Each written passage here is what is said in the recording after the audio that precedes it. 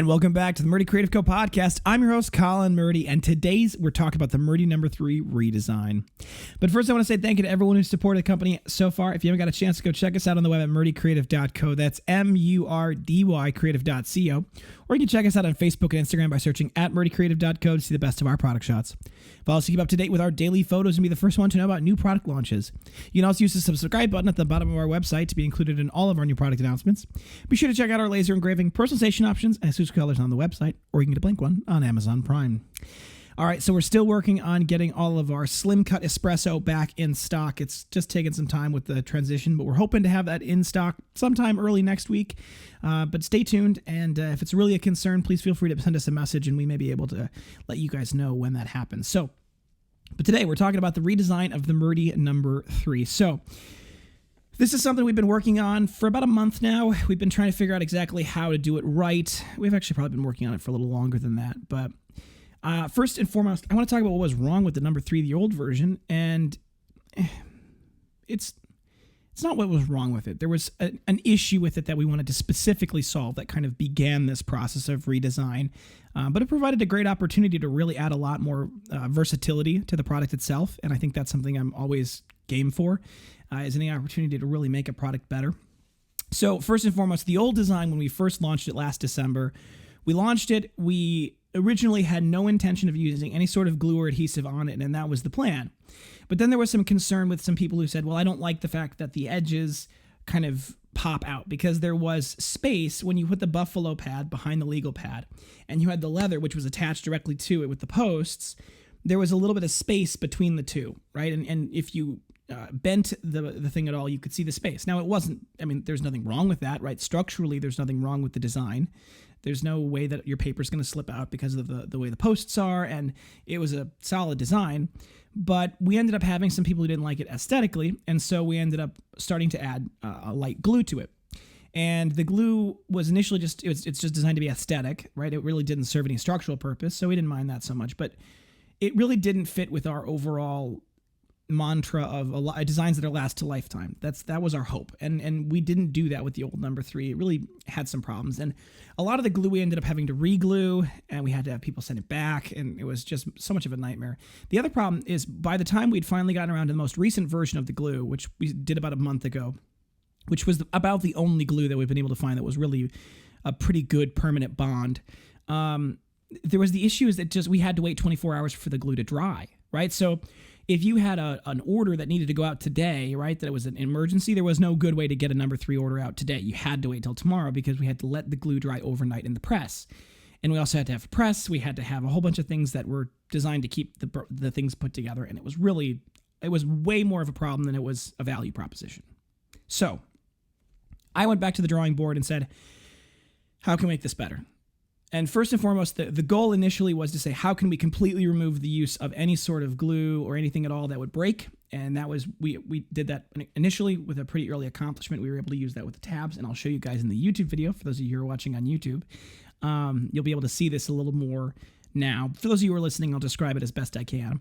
And then we also worked on adding some additional functionality based off of some of the suggestions that people have been making over the last couple of months. And people have been asking about certain things that we wanted to be able to accomplish. So first and foremost, what we ended up doing is, if you're watching on the video, you can see this. We had a really clean profile.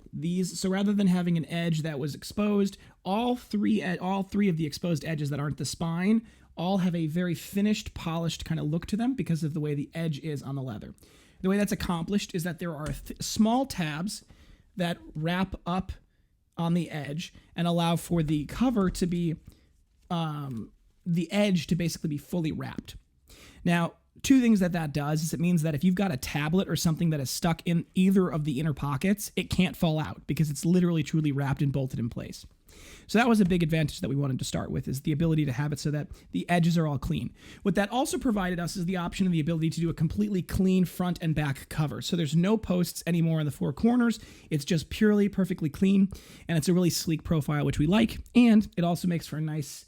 It makes it so that none of our products have kind of exposed bolts on the front other than the No. 1, and then we got the exposed bolts on the No. 2 that are on the spine, but we have this design that's truly completely clean for those who are looking to have that option. It also means that we can engrave edge to edge on this, which hopefully will eventually launch some pre-engraved options. So those were the main core innovations, was the tab over the edges that were bolted in place. And that means that we can also, if at some point in the future something breaks on your number 3, we can replace the individual panels that make up things, the inside, pretty easily without having to remove anything. It works out really well in that regard. The other side of things with this design is that we are now only launching it in the hardcover. We thought about saying, okay, are we going to stick with the softcover and the hardcover options? But in realization with that front cover now, it really can't be softcover anyway. So it makes more sense for us to just have the hardcover.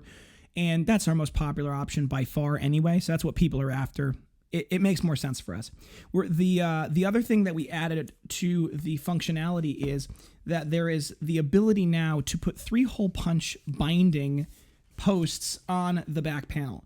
So now if you wanted to say, I want to take something like an engineering computation pad, which is what I have in the video here, and I wanted to stick that on a number 3, what you can do is you can take and run the little post that we're going to send with it through just the back cardboard of the book or of the pad.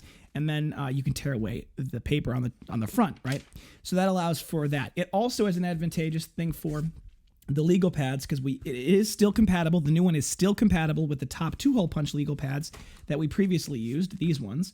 But now we are also compatible with 3-hole punch on the side tablets that people have been really wanting to have as an option. So now you can functionally put 3-hole punch legal pads on the side of it rather than having them go through the top, which a lot of people don't have a top hole punch anyway. Another advantage that it has is it can be functional with spiral notebooks as well, because you can take the last page of the cardboard of the spiral notebook, you can attach that to the binder, and so now you can have spiral notes that you can tear out, they'll lay flat. Theoretically, you could write on both sides of the paper if you wanted, because the cardboard of the front cover provides kind of a smooth writing surface. So it really allows you to use the classic spiral notebooks for those who really like those and want to use those, and it provides kind of a classy cover for that. And last but certainly not least is it can actually be functional with regular paper, regular 3-hole punch letter size paper that's punched through either the side in the 3-hole punch or the top in the top 2-hole punch. So if you're a lawyer using legal documents that are top 2-hole punched, which is the most common option, you could do that the way you normally would, and that can screw into the hole punch that's on the top, or you can run it through the side and it's just a 3-hole punch on the side. So we added that functionality with the 3-hole punch, and it's going to come with a little extra hardware to adapt to that, and we'll do a nice overhead video eventually where we really cleanly show the differences of the two, and we really kind of showcase how to use the number 3 to its fullest and all of the variations and the changes of the different types of pads. So we'll do a kind of a demo of showing that off soon. And I think it's going to be a great option for a lot of people. So now I think it's going to actually be more functional than any of the other products we have, in that it will be able to adapt to a lay flat option. If you want to write on a legal pad, it'll be a lay flat option. If you want to work on a spiral notebook, it'll be a lay flat option. If you want to work on a computer or computation pad that we have got in here for engineering, all of those will allow you to just tear away the pages from the very top, right? They'll all be 3-hole punch, but it also allows you the ability to have essentially the functionality of the number 1, where you can have, you can create a notebook inside it that allows you to kind of pull back the pages. So that's a nice option as well. The final thing that I think is important is you're able to fit, like, a spare legal pad is large enough to fit inside the pocket, either pocket, I guess should say, of the front and the back. So because of the size of the legal pad and because of the size of the pocket, with the pockets on the front and the back, you're actually able to store a full legal pad as well as a lot of paper and things like that, which is really nice for anybody who is looking to carry some spare paper with them or some options with them that they want to kind of be able to change that out. The final thing, and I wanted to demo this, I ended up taking my recent insurance policies that I've got, because I've got 4 of them now from a variety of different things for a variety of different purposes. But for example, if you wanted to have a top 2-hole punch, on the front where the legal pad normally would go, you can also fit another one in the pocket, which can hold full-size sheets of paper. And then you can have folders in either of the pockets that'll have 2 additional. So I've got 4 different policies inside this binder right now, which is a total of about 200 pieces of paper. So inside this binder that I've got right now, it's about 200 sheets of paper. which is really nice if you're trying to give clients or, documents that are really important to people that they need to sign. You can set it all up in this, and you can have multiple copies. You can have a lot of that kind of stuff that's really neat. So this platform, the number 3 platform, is something that we are very excited to redesign and relaunch. And I think it's going to start when we do the rollout of it. We're going to do a launch of I think we're doing about 50 of them right now, maybe 60. And it'll only be available in espresso, because that's for specific reasons. We want to see how it sells in the espresso, which is our most popular color, and then we may adapt our sales goals depending on how much we order of the other colors eventually when we launch that later. So what I'll do first is, in probably, I want to say 2 or 3 weeks, maybe not even that long, but 2 or 3 weeks, we'll come out with a video describing the differences. We'll do the full launch, the full demo of everything. We'll include all of that stuff, and we'll do the limited amount sale. So there'll only be 50 or 60 of them available initially. Once those sell out, and depending on how fast they sell out, that'll allow us the amount of time and the sales data we need to properly project out and organize our ordering system so that we can order the appropriate amount of leather for the variety of colors. And we'll get that done, and it'll go later. Now, depending on how well that goes, we may actually have a seamless launch where we launch the 50 or 60 to start with, and then by the time that those all sell out, we'll already have the rest of the colors in place. So there may not be a gap, but there might be a gap too.